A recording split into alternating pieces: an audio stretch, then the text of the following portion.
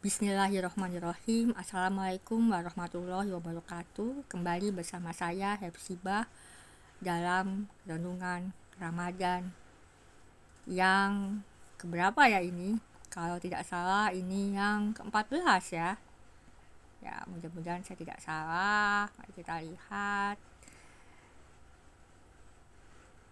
Ya, yang ke-14. Jadi ada beberapa masalah teknis sehingga saya baru bisa melanjutkan rekaman ini pada kesempatan kali ini. Pada kali ini saya akan membahas mengenai mitos ayat-ayat Al-Quran yang menyebut Kristen itu kafir dan harus dibenci.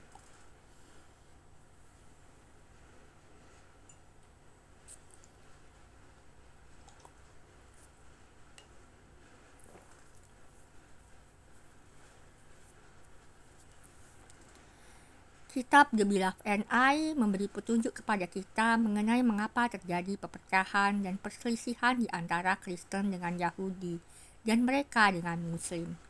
Dan sayangnya masih banyak umat Sinaisme atau umat Ibrahimiyah yang mengabaikan bahkan menolak kitab terkeren dari abad 21 Masehi ini. Belum lagi mereka satu sama lain saling menyangka kitab-kitab yang sejatinya berasal darinya melalui satu rumpun pohon hayat dari Tuhan dan mengklaim kitab yang ada pada mereka adalah yang paling benar dan yang lainnya itu salah. Semoga Nabi Enoch, Al-Khidir, Al-Idris, Nabi Elia, Nabi Isa Al-Masih Jesus Christ, dan Imam Muhammad Al-Mahdi membimbing pikiran dan tindakan kita semua dari perpecahan dan ego sektarian yang dungu semacam itu. Nah, mari kita lanjutkan. Ada beberapa ayat Al-Quran yang menegaskan mengenai tatanan keadilan ilahi, yaitu meliputi ganjaran karma baik bagi semua manusia. Di antaranya adalah dua ayat Al-Quran, yaitu surah Al-Baqarah yang berarti sapi betina ayat 62 dan Al-Ma'idah atau artinya hidangan ayat 69. Bunyi firman ilahi pada dua teks itu hampir sama, yaitu agar umat Yahudi, Kristen, dan Sabian tidak merasa khawatir karena jika mereka menggenggam iman kepada Tuhan dan hari pengadilan atau hari akhirat dan berbuat baik, maka Tuhan akan menyelamatkan mereka. Jadi yang disampaikan adalah iman dekalogis atau iman al-furqanis yang jika digenggam oleh orang-orang Yahudi, Kristen, dan Sabian, mereka tidaklah perlu khawatir karena keadilan ilahi. Dalam Al-Baqarah 120 dikatakan bahwa Yahudi dan Kristen tidak akan rela sampai murid-murid dan para muhib Nabi Muhammad mengikuti mereka. Dalam Al-Baqarah 135 Tuhan mengatakan kepada Nabi Muhammad agar mengatakan kepada mereka yang mengajak beliau dan para ahlul baitnya menjadi Kristen atau Yahudi bahwa agar beliau mengikuti agamanya Ibrahim. Jadi beliau menegaskan agama kami adalah agama Ibrahim. Sekarang simaklah ahlul bait dalam pengertian nafsiologi, yang adalah siapapun yang menerima dan menjalani transmisi dari para nabi dalam rumpun pohon hayat Nabi Enoch. Dua contoh ayat itu menunjukkan bahwa Yahudi dan Kristen yang dimaksud adalah nama dua sistem pohon hadaat pada masa Nabi Muhammad SAW pada abad 6 hingga 7 Masehi itu, baik itu sistem konsensus maupun sistem imperialis konsensus.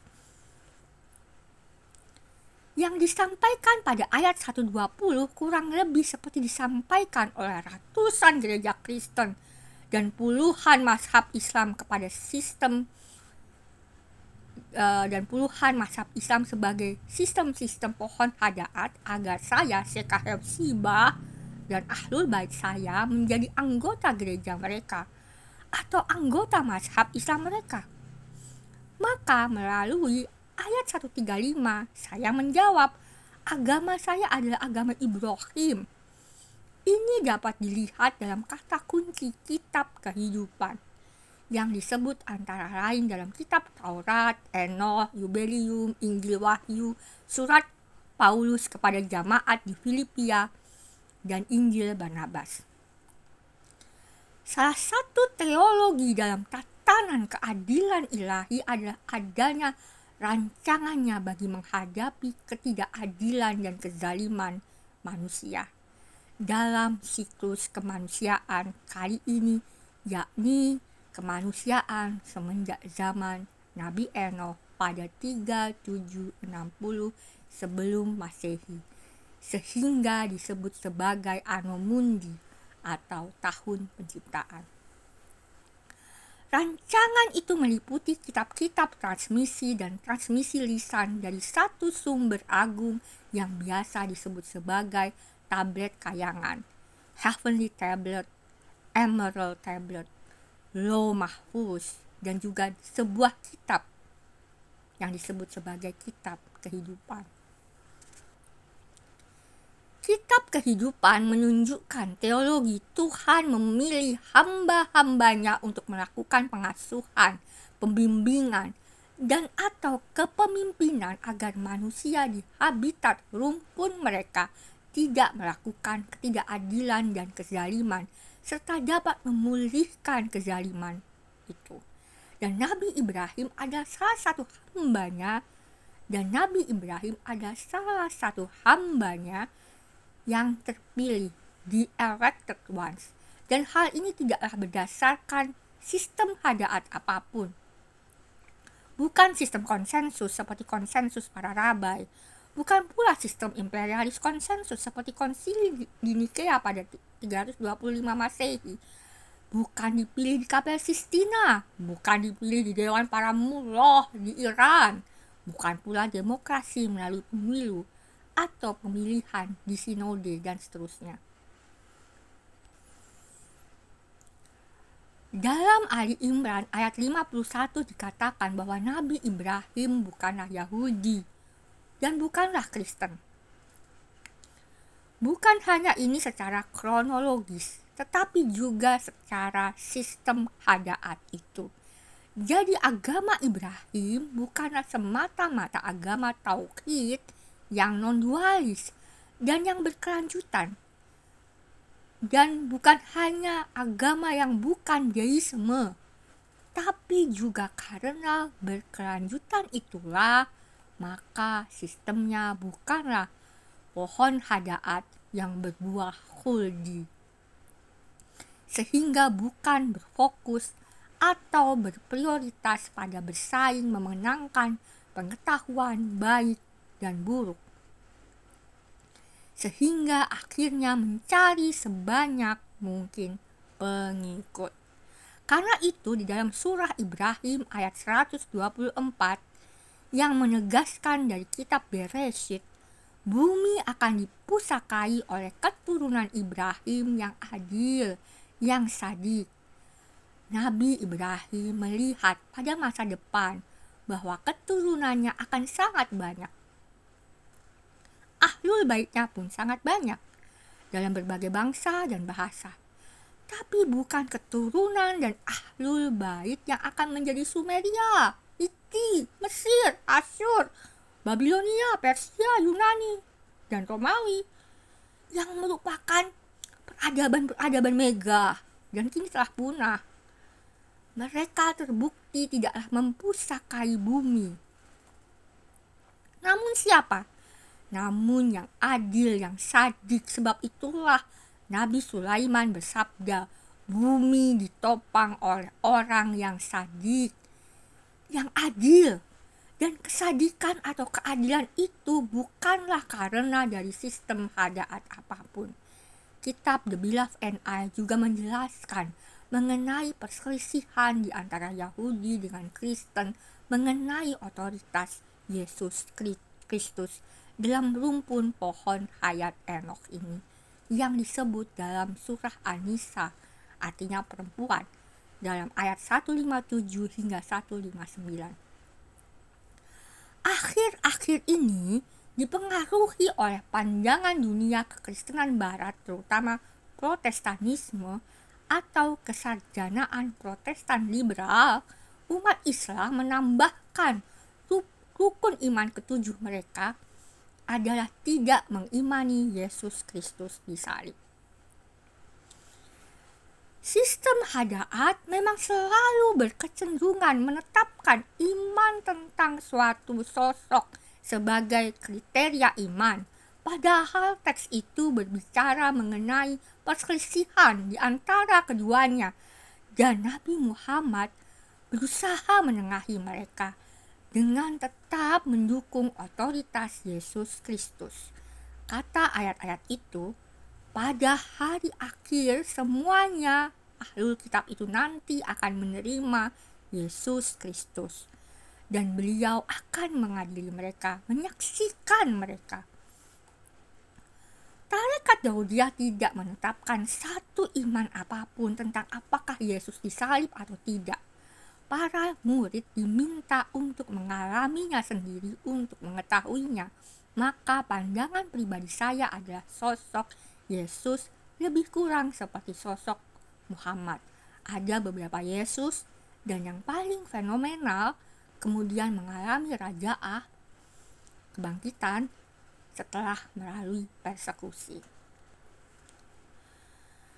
Ayat An-Nisa 157 hingga 159 sering dianggap bernada docetik karena sebenarnya menekankan yang selama ini didoktrinkan di dalam Injil-Injil.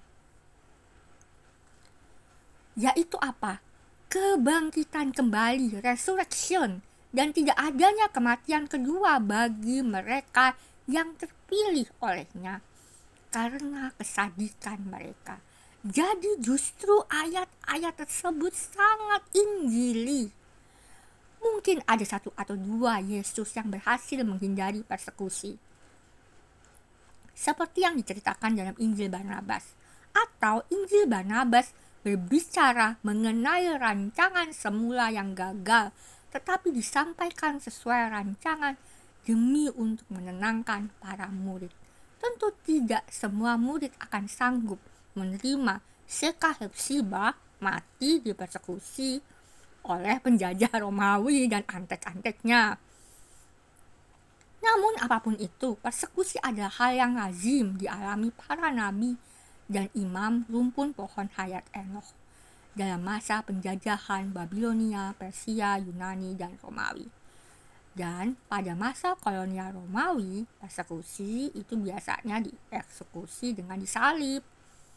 Seperti kisah persekusi terhadap Nabi Ibrahim yang dibakar hidup-hidup, tapi ia tidak mengalami kematian. Kali ini dalam kasus Yesus Kristus, beliau tidak mengalami kematian kedua dan kemudian mengalami raja'ah. Tentu saja umat Islam yang masa kini yang mengkritik doktrin penebusan dosa memiliki landasan yang justru alkitabiah. The Beloved and I menegaskan yang dimaksud Paulus dan di dalam Injil-Injil mengenai Yesus sebagai tebusan dan anak domba Allah bukanlah dalam rangka penebusan dosa-dosa umat manusia. Akarnya adalah kekeliruan dari memahami kisah dalam Kejadian 22 yang dibahas ulang dalam As-Saffat 99 hingga 109. Dan dari memahami Tuhan perlu disenangkan, seperti iman kaum pagan yang saya jelaskan dalam renungan ke-13. Yang dimaksud Paulus dan para huri Yesus Kristus lainnya mengenai penebusan justru adalah mereka yang martir atau syuhada dijadikan tebusan oleh orang-orang zalim untuk membenarkan ketidakadilan mereka, sehingga mereka bisa sesumbar berkata, seperti Kain atau Qabil, bahwa mereka berhasil membunuhnya sebagai bukti Tuhan memberikan kekuasaan kepadanya. Martir atau syuhada itu mendapat gelar anak domba Allah, bukan karena dibawa bagi persembahan untuk Tuhan di altar kematian, melainkan karena anak domba Allah dipersembahkan kepada kemanusiaan di altar kehidupan sebagai saksi kebenaran. Kitab The Beloved and I juga menjelaskan mengenai beberapa hal yang dikritik di dalam Al-Quran terhadap kekristenan secara sistem hadaat. Di antaranya adalah tentang teologi Tritunggal. Yang pertama, Tritunggal sebagai kriteria iman. Saya ulangi dari renungan ke-13 ya. Dekalog atau Al-Furqan adalah prinsip-prinsip paling mendasar dan esensial akan tauhid yang meliputi kemanusiaan. Antropologi dalam pengertian segala hal mengenai hidup sebagai manusia. Dan yang berikutnya adalah teologi dan kosmologi. Saya ulangi, Dekalog atau Al-Furqan adalah prinsip-prinsip paling mendasar dan esensial akan tauhid yang meliputi kemanusiaan, teologi, dan kosmologi. Ekspresi Tritunggal atau Trinitas dalam arus utama kekristenan pada umumnya adalah ekspresi tauhid yang merupakan makrifat dalam Injil. Dan sebagian lain adalah tauhid yang dianggap keliru sehingga diluruskan oleh Al-Quran, yaitu monofisitisme. Tetapi masalah utama dari ekspresi Tritunggal dalam arus utama kekristenan pada umumnya itu bukanlah karena ekspresinya, melainkan bagaimana ekspresi ini ditetapkan sebagai kriteria iman mengenai konsep ketuhanan yang paling benar. Kriteria iman yang ditetapkan oleh sistem imperialis konsensus.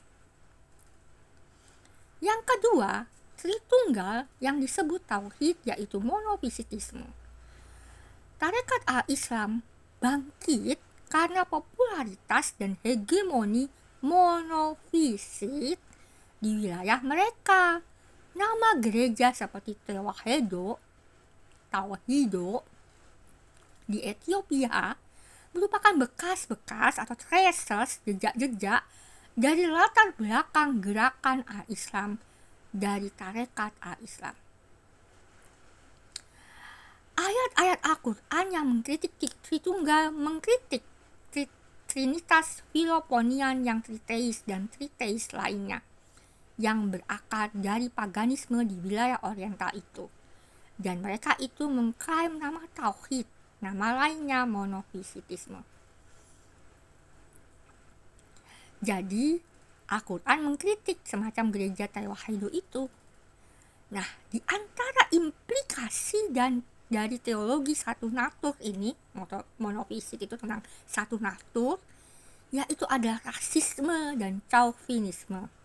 Karena mengimani Tuhan yang Maha Esa satu natur dengan Yesus Kristus dan atau bersama ibunya, yang merupakan Yesus itu laki, bangsa Yahudi dan berbahasa Aram, ini akan terinternalisasi ke dalam penganutnya, lalu meyakini lelaki bangsa Yahudi, orang berbahasa Aram, atau perempuan perawan dalam gambaran Bunda Maria sebagai lebih superior daripada manusia-manusia lainnya.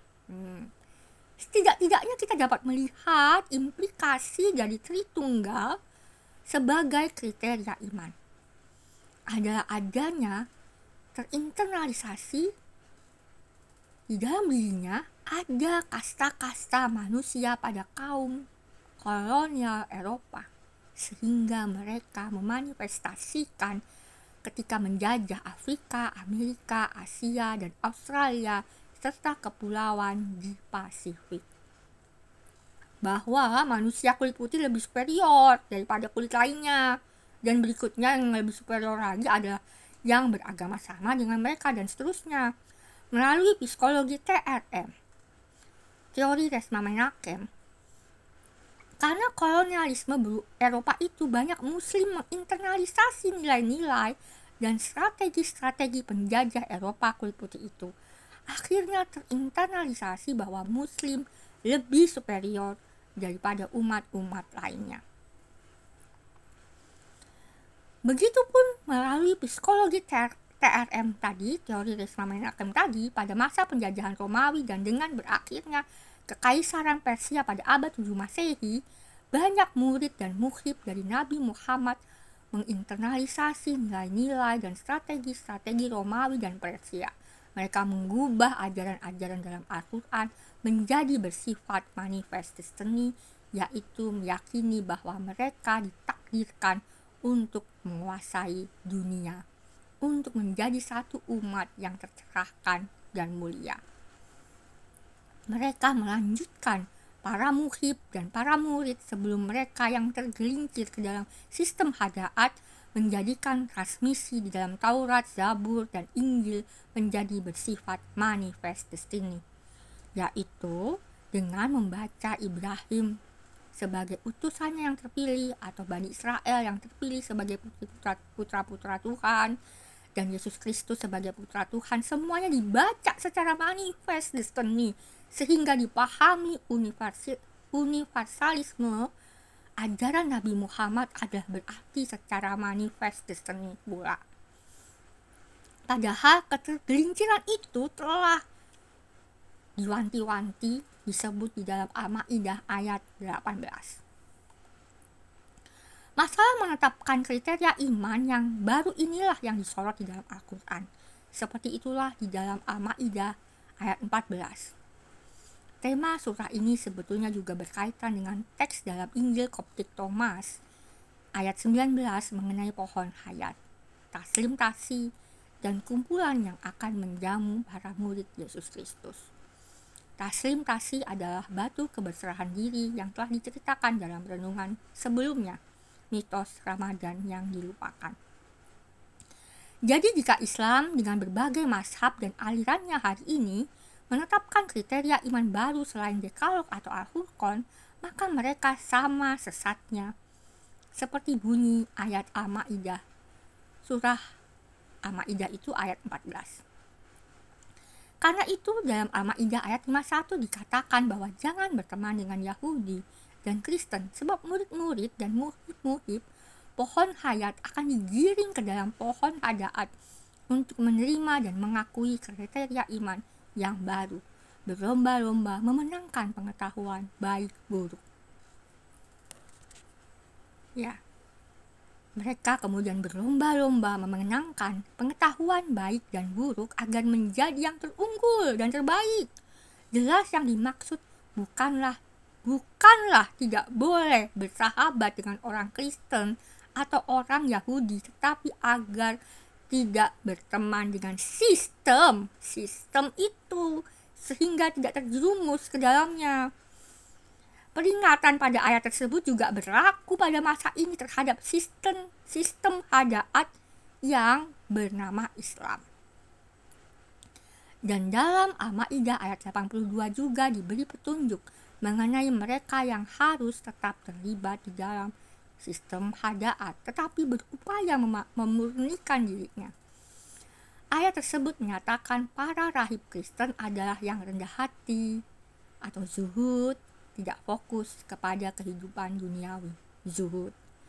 Sedangkan yang paling membenci para murid dan muhib pohon hayat di bawah pimpinan Nabi Muhammad adalah Yahudi dan pagan.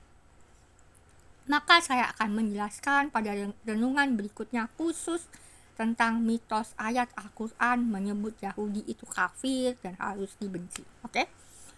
Sebagai penutup ingin saya sampaikan dan tegaskan bahwa kata kafir secara praktikal adalah mereka yang melanggar Dekalog atau Al-Furqan, baik menentang, mengabaikan dengan sengaja atau mengubah satu atau beberapa, bahkan seluruh sila, sehingga terjadilah ketidakadilan dan kezaliman di muka bumi.